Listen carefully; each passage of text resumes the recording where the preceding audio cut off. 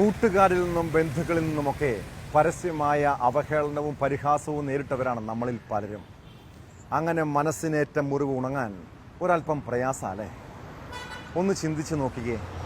നമ്മളും ഇങ്ങനെ എത്രയോ പേരെ പരിഹസിക്കുകയും മുറിപ്പെടുത്തുകയും ചെയ്യുന്നുണ്ട്.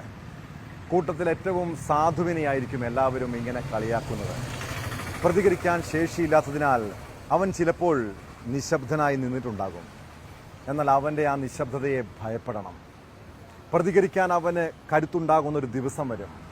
പരിഹസിച്ച നമ്മൾ അതൊക്കെ മറന്നാലും മുറിവേറ്റവൻ്റെ മനസ്സിൽ അതൊരു തീരാ മുറിവാണ്. ഇനിയൊന്ന് സ്വയം ചിന്തിച്ചു നോക്ക്. മറ്റുള്ളവരെ കളിയാക്കാനും പരിഹസിക്കാനും യോഗ്യതയുള്ളവരാണോ നമ്മൾ?